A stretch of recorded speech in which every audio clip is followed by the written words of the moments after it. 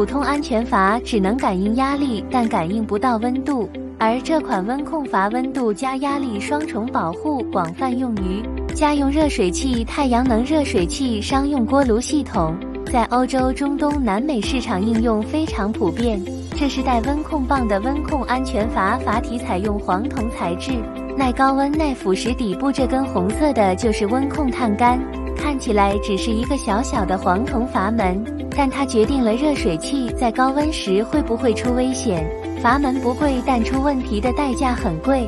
选温控阀，安全一定要走在前面。现在库存充足，支持定制，升级你的家，让我们从一个好的阀门开始。